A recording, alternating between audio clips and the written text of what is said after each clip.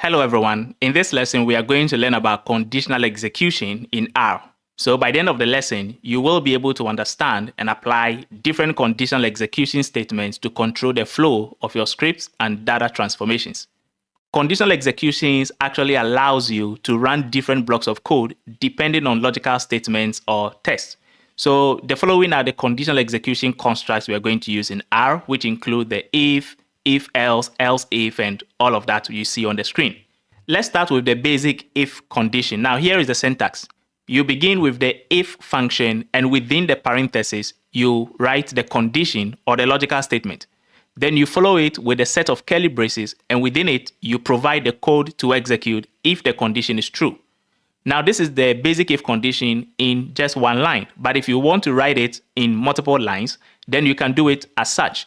You write the if with the condition, open the set of curly braces, with an indentation, write the code to execute if the condition is true. So let's go to R and demonstrate this. Now let's go ahead and create an object called X, and let's assign the value of 500. And then we are going to now initiate our basic if condition. So I'll just write the if function. Inside the parentheses, I'm going to write my condition or logical statement. So I will just go ahead and say X is greater than 100.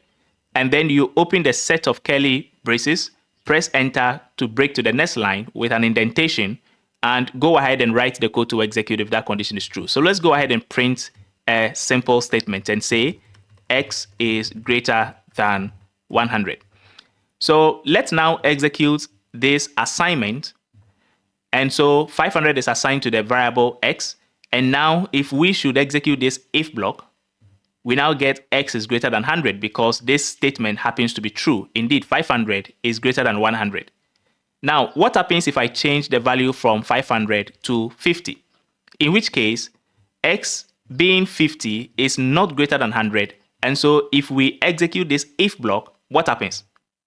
Yes, nothing actually happens, because if the condition is found to be true, then R will run the code that is inside of the curly braces. But if it is false, then nothing actually happens. And so this is what will take us to the if-else condition. Let's go back to the slides and continue.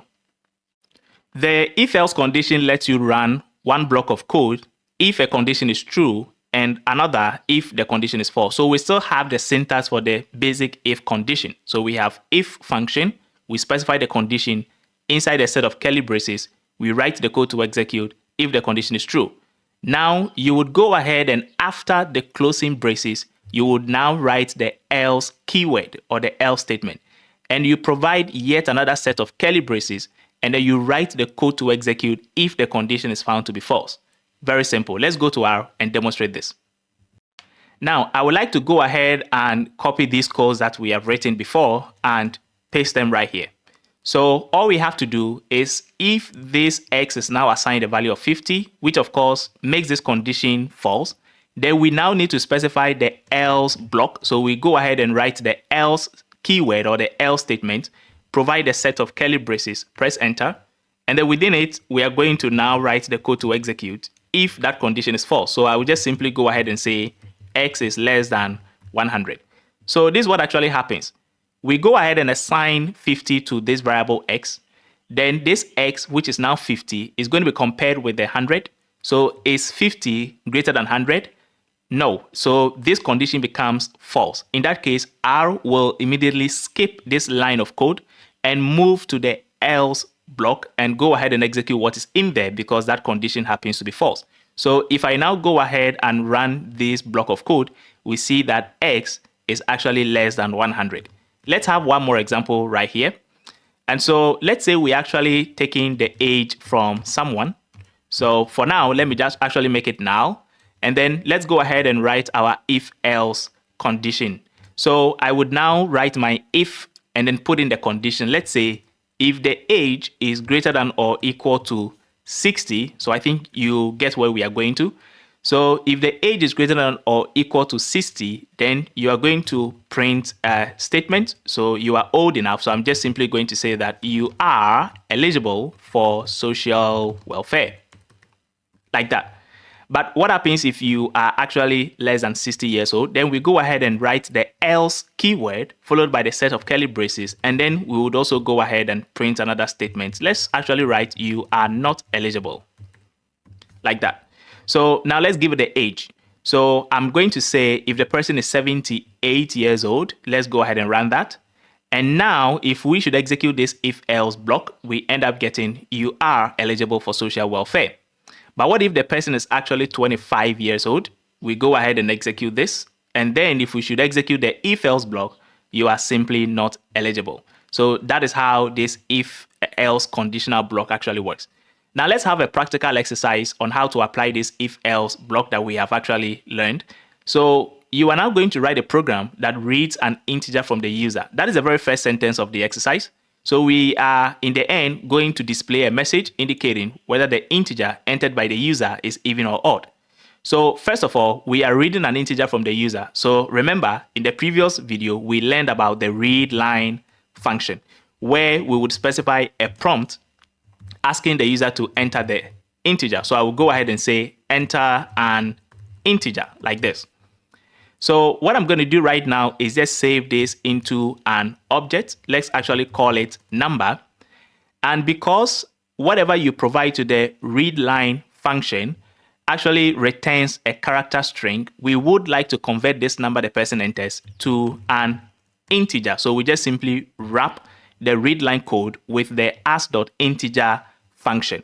So now whatever you enter will be converted to an integer and then stored into this object called number. We can now go ahead and write our if else conditional block, which is going to display the message indicating whether the integer is even or odd. So let's go ahead and specify our if function.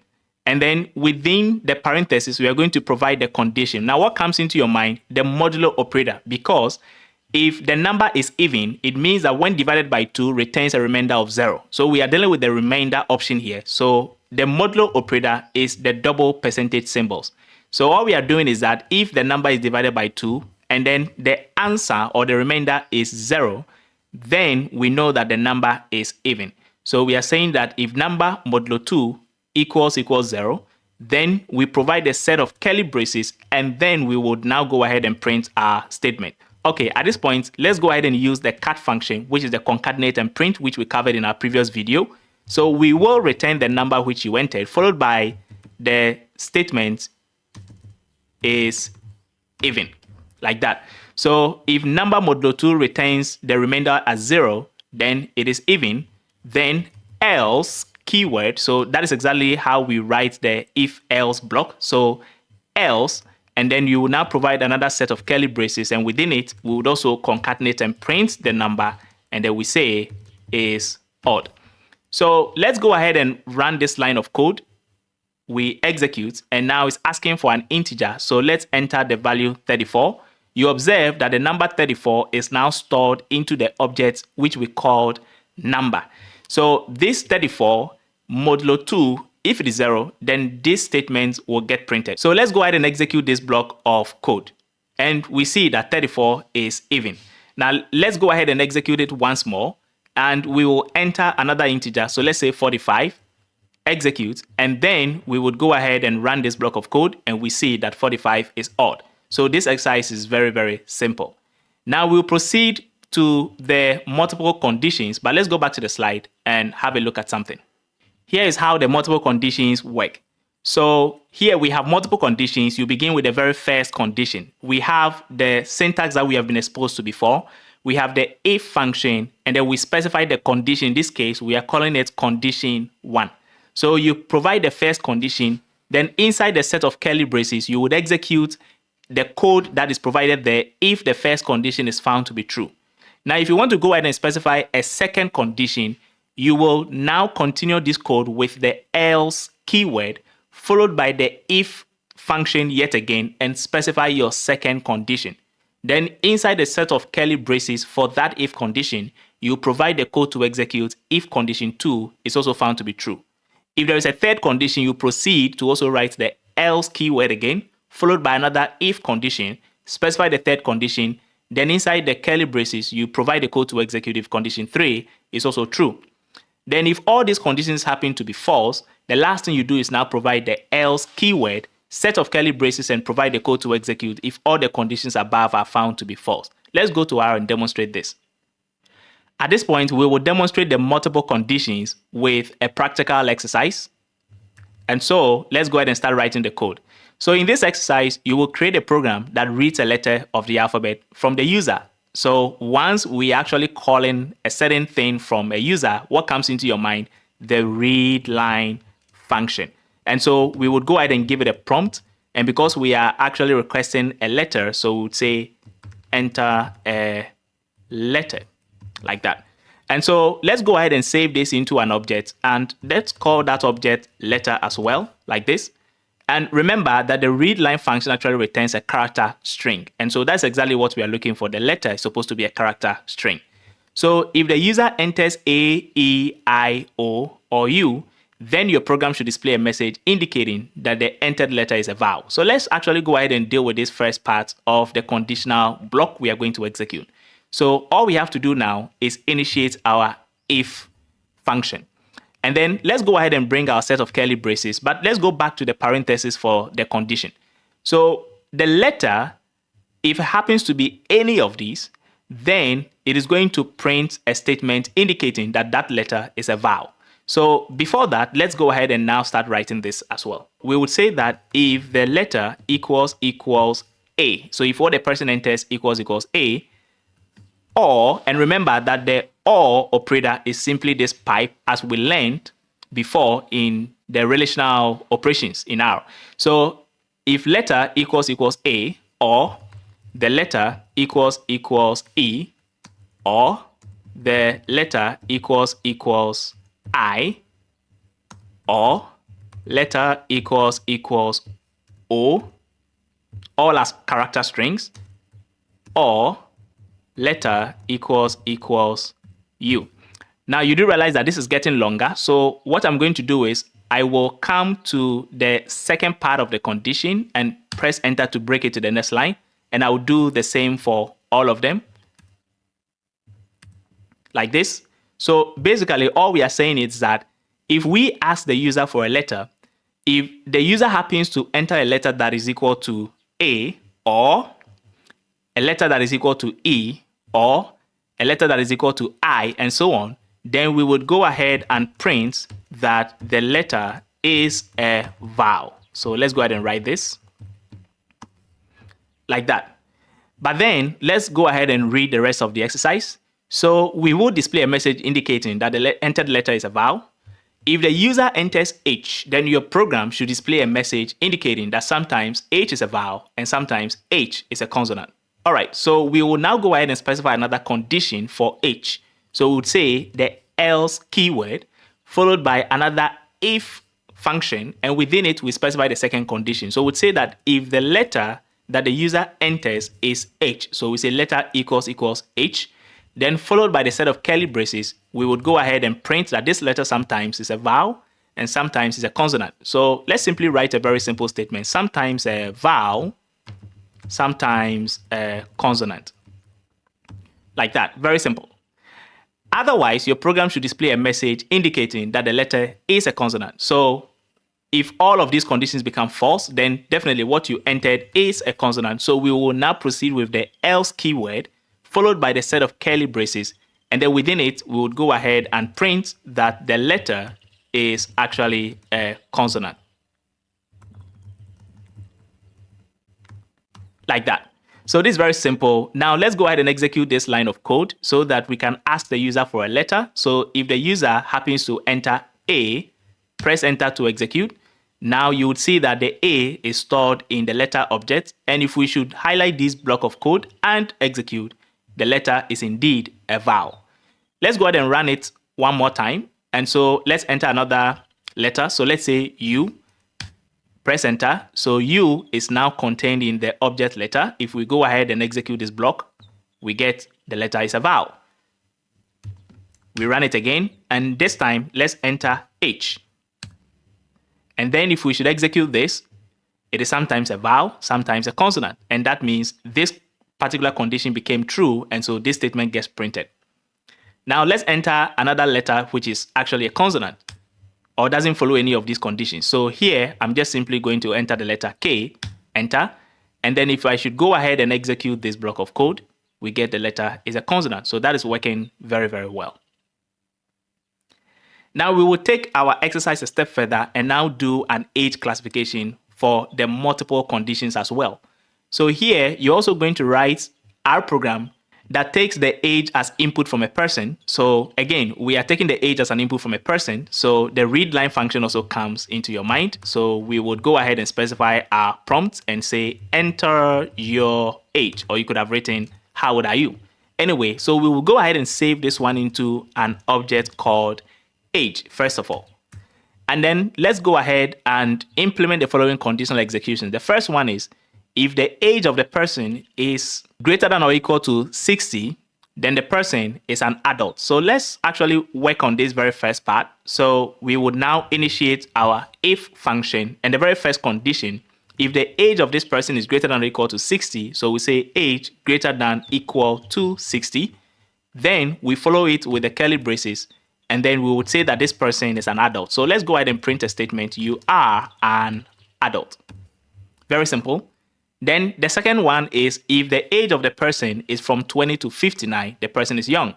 So we would now need to specify another condition. So we would bring the else keyword followed by the if function. We specify the second condition. So we say, if the age of this person is from 20, so I would say age greater than or equal to 20, and then and operator, then we'd say age is less than or equal to 59. So if the age of this person is greater than or equal to 20 and less than or equal to 59, then we would go ahead and print that this person is young. So it's very simple. We'll say print you are young. And for the third case, if the age of the person is from 11 to 19, the person is a teenager. So we would now bring our else keyword again, followed by the if function. We specify that condition. So if the age is greater than or equal to 11, and if the age of that person is less than or equal to 19, then curly braces, we would go ahead and print you are a teenager. And then the very last one, if the age of the person is less than 11, the person is a child. So you could also go ahead and now specify the else if condition again and say age is less than 11, and you go ahead and present the curly braces and then simply write you are a child like this. But there is no need for you to specify another condition because that is the very last one in that classification. So I can simply remove this and simply have an else block. So what happens is, if this is true and the age is truly 60 or above, then this gets printed. Otherwise, if this condition is now true, this is also getting printed, and so on and so forth. So all we're going to do right now is clear the console, execute this code, and let's now provide the age or request it from the user. So let's say the user enters a number 78, and then if we should highlight this block of codes and execute, we get you are an adult. Again, if we execute and this person enters age between 20 and 59, so let's say 25 years, and then goes ahead to execute this code, we have you are young. So this part gets executed because that condition is true. So let's say the person enters any age from 11 to 19. So let's run this code again. And then let's have, for example, 15 years. We execute this block again. We get you are a teenager. And for the very last one, if the person enters any age that is less than 11, so in that case, let's come to the console and enter 7, for example. Execute this code, and we get you are an adult. Okay, so something is actually happening right here. So what is the problem here? If the age of the person is less than 11, the person is a child. But this is actually what gets printed. So what is the problem here? We entered the value of 7. One thing that I would like to point out here is even so-called experts in programming actually end up making a mistake. And do you know the mistake that we have made here? When we actually went ahead to write the readline code, we realize that this actually returns a character string. So for example, when we entered the very last number, which is 7, you would observe that this actually here is a character string. But we actually need to be working with an integer because that is what the exercise actually says. So even as an instructor, we also tend to make a lot of mistakes. The only thing is you should be able to point out where the mistake is actually coming from. So let's go ahead and clear the console, and all we have to do is just simply convert whatever is given to this read line code to an integer. So I would wrap this into the as.integer function so that if the person enters the number, it gets converted to an integer and saved into this age, and this would work very well. So let's go ahead and do it one more time. If I execute and now I enter 78, you now observe that the 78 is rightly an integer.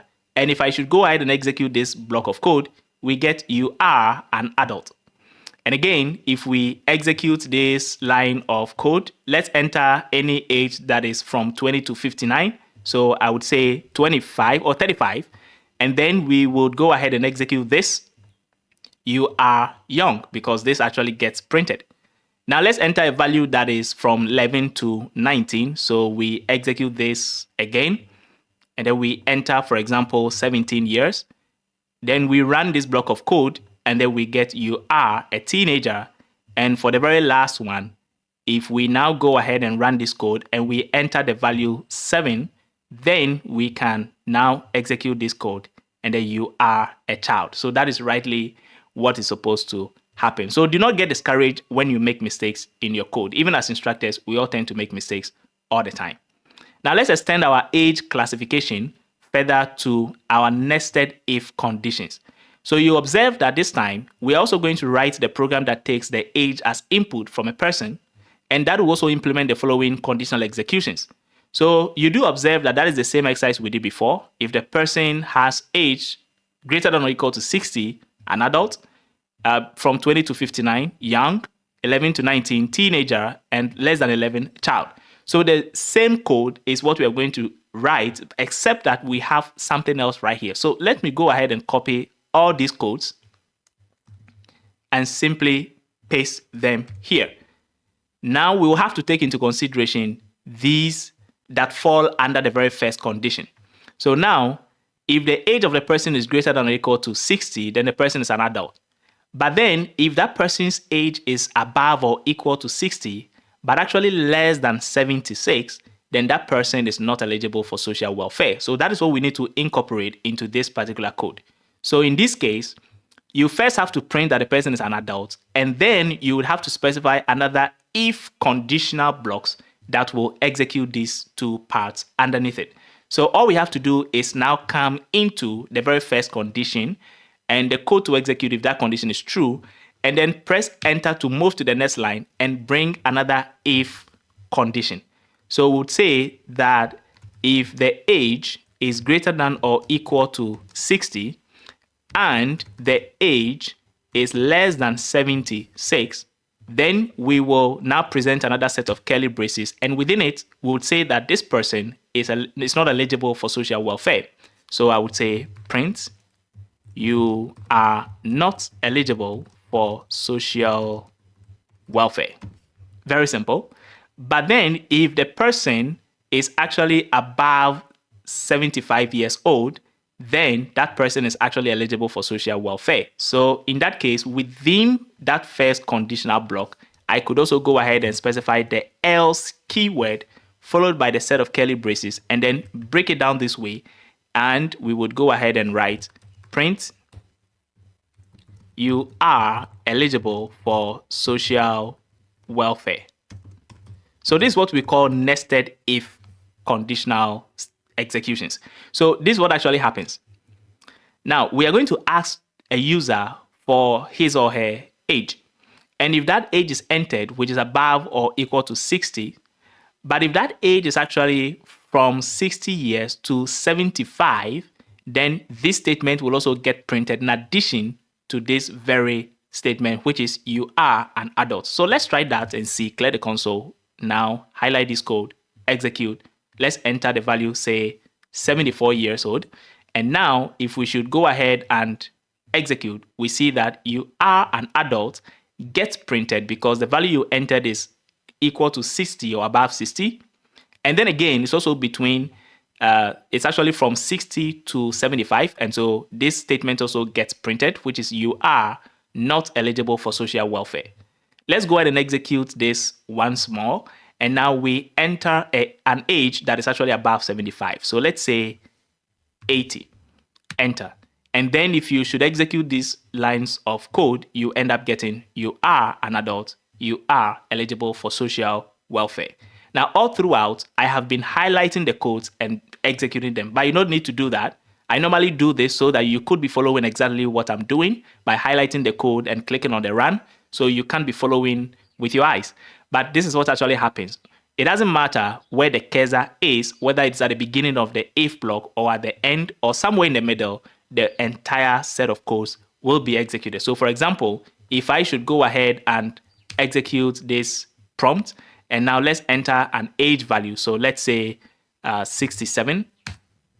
Then I can just simply come to the beginning of the line and just simply execute and realize that the whole thing actually gets executed. So I normally go ahead and highlight to execute, so you could be following exactly what I've been doing. This is very interesting. Now in our next lesson, we are going to look at another set of conditional execution. This is only the very first part, and that will also be very interesting. So happy coding.